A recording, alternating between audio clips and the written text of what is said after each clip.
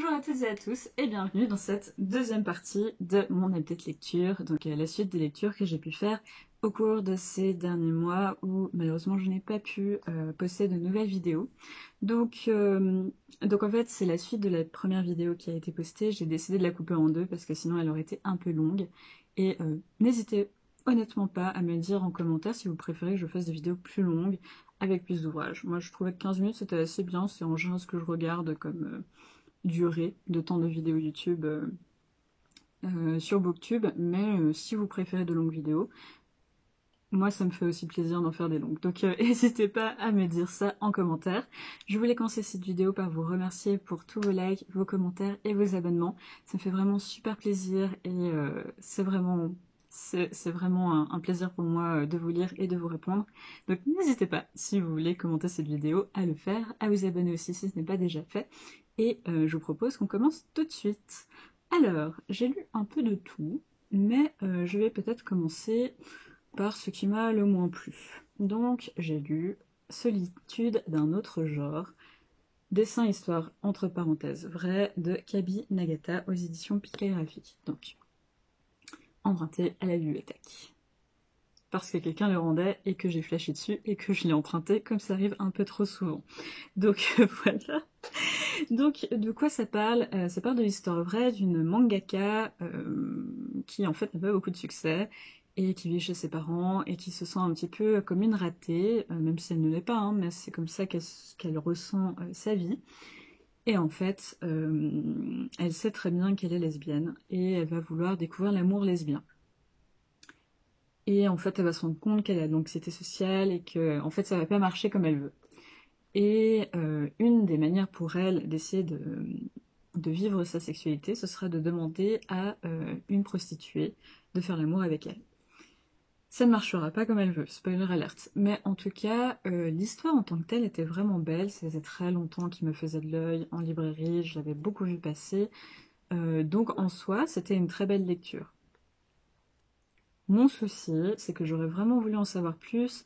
Elle fait de belles réflexions en fait sur sa vie, sur comment vivre une sexualité au Japon, comment sortir en fait des cadres traditionnels japonais, comment survivre à cette société qui vous broie parce que finalement le lesbianisme est une des perspectives de ce livre, mais en fait il y en a beaucoup d'autres et c'est surtout le regard des autres au Japon, quoi faire de sa vie au Japon qui est vraiment mis en avant. Donc c'était très bien, c'était très intéressant aussi sociologiquement, etc. Mais le gros problème, c'est que c'est beaucoup trop court. Et en fait, vous arrivez à la fin, en tout cas, ça a été mon cas, je suis arrivée à la fin, je me suis dit super. Bon, est-ce qu'on peut avoir la suite? Non, franchement, c'était très bien, un peu court. Si ça vous intéresse, honnêtement, je vous le conseille très fortement. Après, moi, j'ai été assez déçue parce que j'ai trouvé qu'on restait un peu en surface dû au format, parce qu'en fait, c'est très court. Ce qui est aussi agréable, c'est que ce soit un grand format, et je trouve que c'est assez rare pour tout ce qui est japonais, et dessin graphique japonais, donc c'était très agréable. Le dessin aussi est intéressant, parce que c'est pas du tout un petit dessin très mignon de shonen ou de... Je sais pas si on voit, oui on voit. C'est très sympa. Et puis voilà, vous voyez, tout est dans les tons de rose blanc. Donc honnêtement, très sympa, très jolie découverte. Dommage que ce soit aussi court, mais honnêtement, foncez si ça peut vous intéresser, c'était très bien.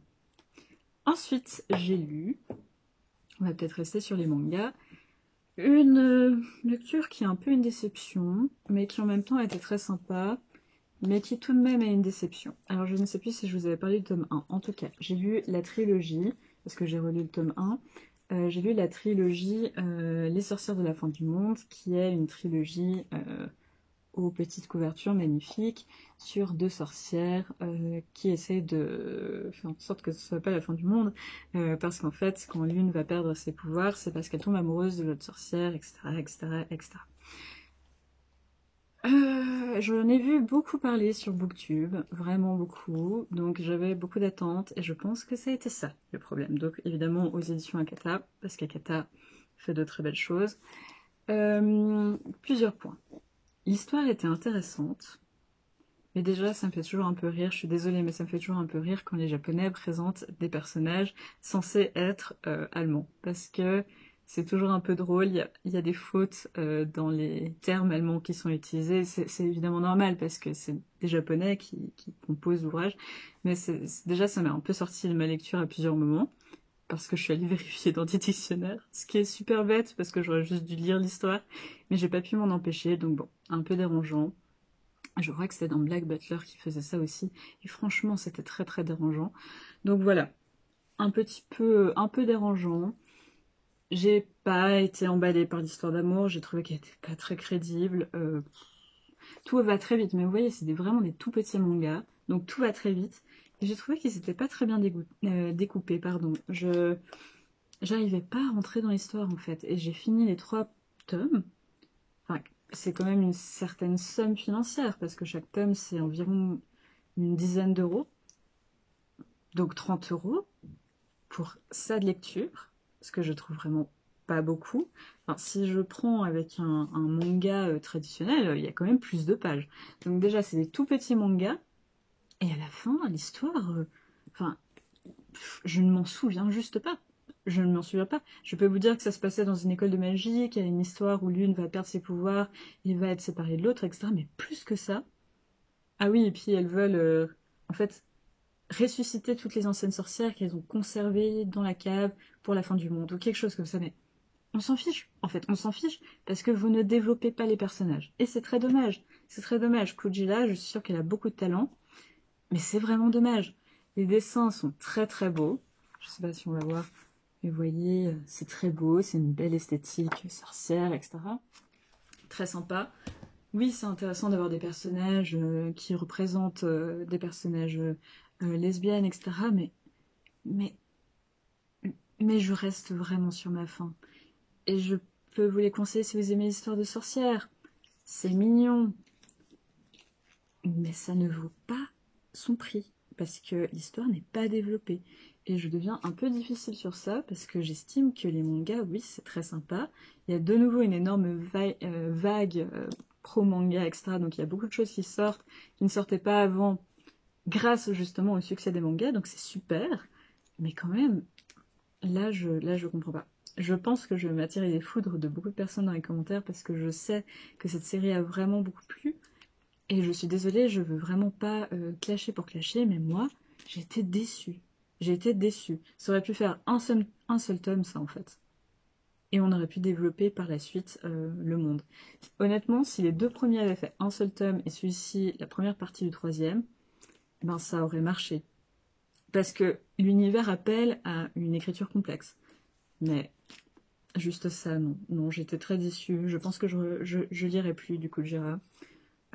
Parce qu'en plus, au niveau du prix, c'est pas acceptable. Enfin, c'est pas acceptable. Et Akata m'a habitué à mieux. Donc voilà, bon, déçu. En plus, ils vous font un petit peu... Enfin, ils ont fait de très très belles couvertures quand même. Donc il y a tout un travail derrière. Et c'est dommage que le fond ne suive pas le travail éditorial. Et en plus, je trouve que les couvertures, magnifiques, induisent un tout petit peu en erreur sur le fond, en fait, du texte. Donc voilà, déçu. Si vous aimez l'histoire de sorcières, je vous les conseille quand même, parce que c'était sympa, mais moi, personnellement, un peu déçu. Ensuite, j'ai lu Breasts and Eggs de Mieko Kawakami, que j'ai revu récemment sur BookTok, en fait. Pardon, Bookstagram. Donc je crois que ça marche bien. Moi je l'avais acheté je crois cet été. Et comme vous le voyez, finalement, je n'ai jamais réussi à avancer plus que ça. Donc plus ou moins un tiers. Un tiers, un peu la moitié. Pourquoi? Eh bien parce que si l'histoire de base était super intéressante, donc on est vraiment dans le Japon, on va dire un petit peu rural, donc 2 sœurs qui perdent leur mère très jeune et qui vont travailler dans des bars vraiment à 14 ans, etc. Donc des sœurs qui vraiment souffrent beaucoup. L'une d'entre elles va devenir maman, maman célibataire d'une jeune fille qui a arrêté de parler, et l'autre veut absolument se faire une opération de chirurgie esthétique. Et elles vont se retrouver pendant l'été, il fait très très chaud, dans un petit appartement à Tokyo.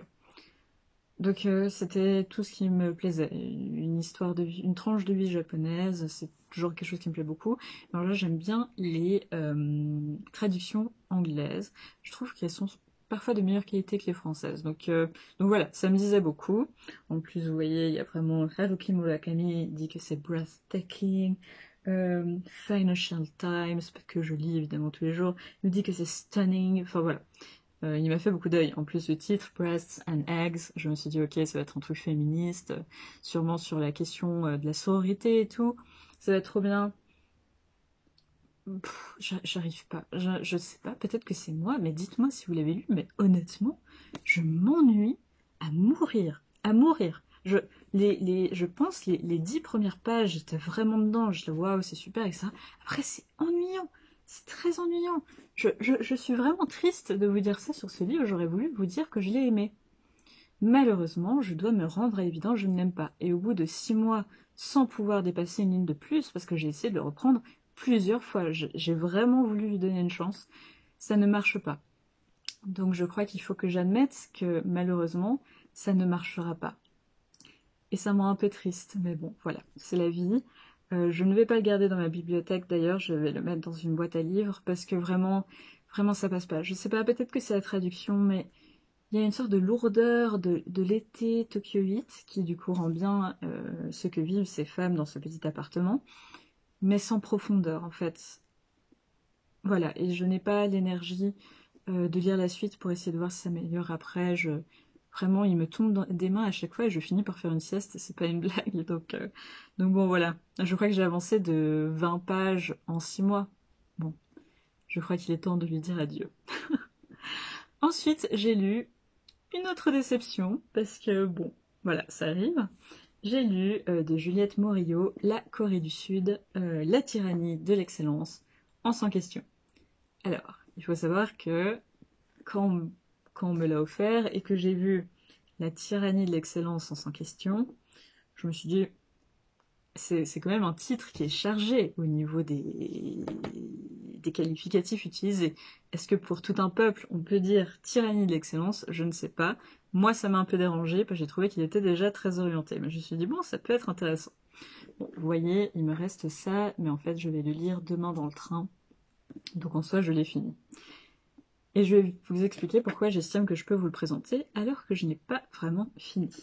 Donc c'est aux éditions Talendier qui a fait un très très beau travail en fait de livre. Vous voyez, il est très souple, mais il est resté en excellent état alors que j'ai trimballé partout, en cours, etc. Vraiment, beau papier, belle couverture, douce, etc. Très bel objet, vraiment très bel objet. Vous pouvez le tenir comme ça sans qu'il s'abîme, etc. C'est un très bel objet. Donc rien que pour ça, j'aimerais lire les autres en 100 questions. Mais je vais m'arrêter à celui-ci, qui est mon premier. Pourquoi? Parce que Juliette Morillo fait déjà quelque chose que je ne supporte pas.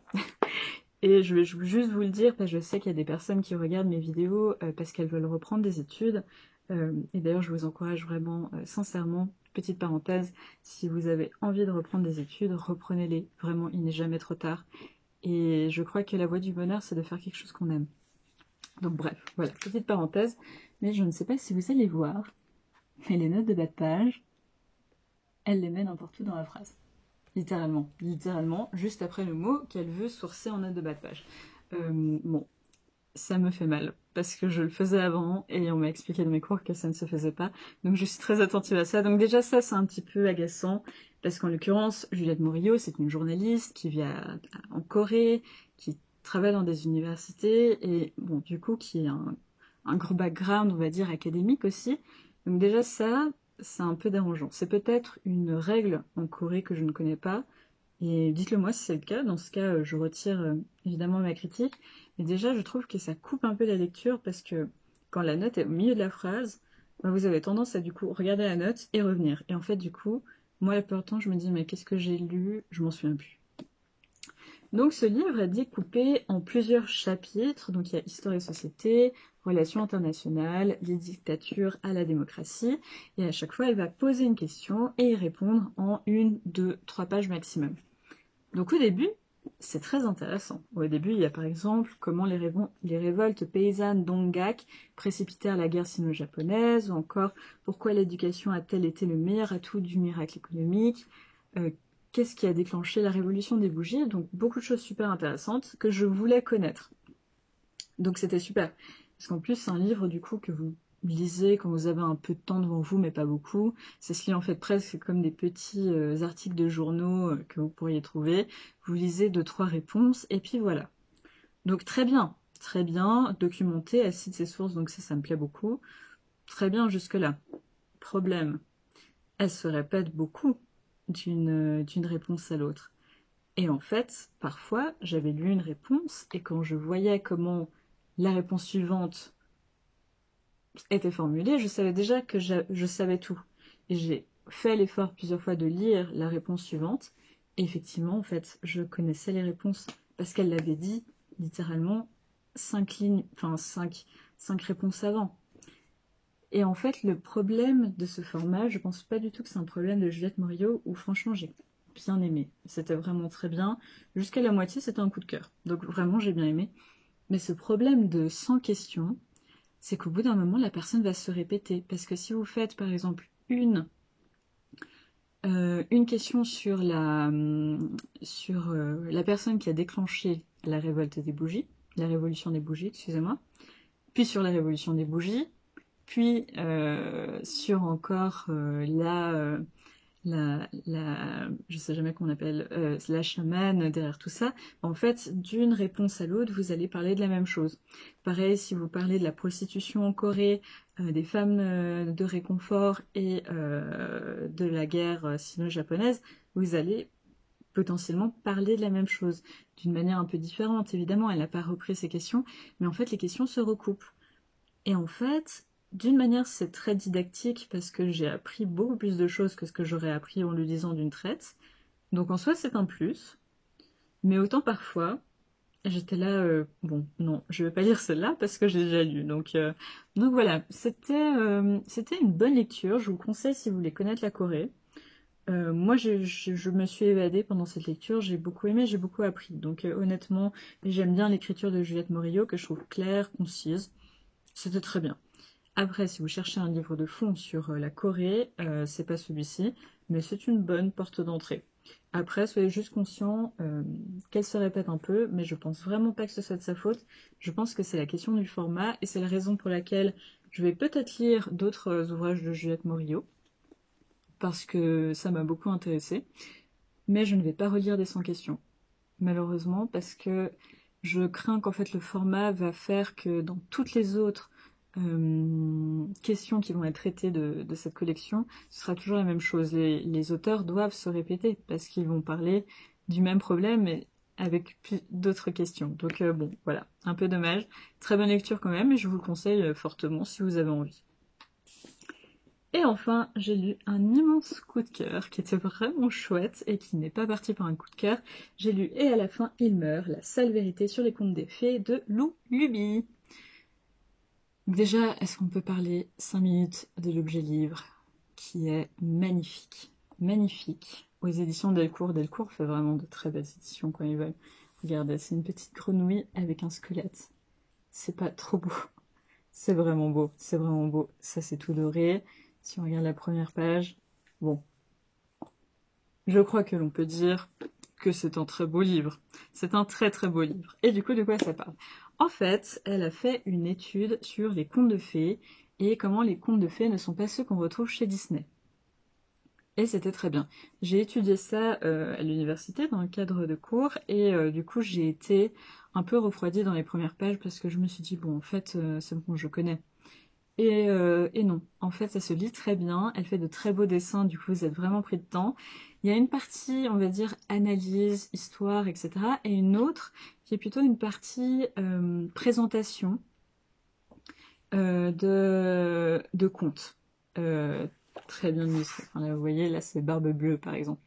Et c'est trop bien. C'est très très sombre parce qu'évidemment c'est les vrais contes, donc ce sont des contes cruels. Mais c'était excellent. Franchement, je vous le conseille. C'est un super beau cadeau. Moi, je sens que je vais l'utiliser pour faire des cadeaux. Parce que clairement, c'est un bel objet. Et je pense qu'il faut encourager Delcourt à faire de si jolies choses parce que ça vaut le coup. Je vais lire les autres choses qu'a écrit Lou Luby. Elle a vraiment fait un bon travail de recherche. C'était vraiment bien fait. C'était vraiment, vraiment bien fait. Je vous conseille fortement. Attention, il ne faut pas donner cet ouvrage à des jeunes de moins de de moins de 16-18 ans, je pense. Et je pense qu'avant de donner cet ouvrage à un jeune, je vous conseille quand même de le lire avant, parce que ce sont des contes qui parlent de nécrophilie, de beaucoup de choses assez horribles, donc il faut le savoir. Si vous n'avez pas lu ces contes, moi je les avais lus dans le cadre d'un séminaire, donc je savais à quoi m'attendre. Si vous ne les avez pas lus, c'est compliqué, surtout que c'est un ouvrage graphique, donc même si les graphismes, vous voyez, sont jolis, c'est pas du tout gore ou quoi que ce soit, là vous voyez quand même que la madame, elle a plus de bras. Donc, donc voilà, soyez juste au courant de ça, ne l'offrez pas à des enfants, et faites bien attention. D'ailleurs, elle fait une très jolie dédicace au début pour dire aux parents de ne pas offrir cet ouvrage aux enfants. Je vous la montre de loin, comme ça il faudra que vous ayez voir le livre pour la lire, mais rien que ça, c'est très très drôle. Elle a beaucoup d'humour, c'est frais, c'est féministe, c'est vraiment bien. Donc voilà, lisez-le, ça vaut le coup. Mais ne l'offrez pas à des enfants, s'il vous plaît. Donc voilà, j'espère que ça vous a plu, j'espère que ça a donné des envies de lecture. N'hésitez pas à me dire ce que vous avez lu ces derniers temps en commentaire, à vous abonner si ce n'est pas déjà le cas, et je vous dis à bientôt pour une nouvelle vidéo. Allez, passez une bonne journée.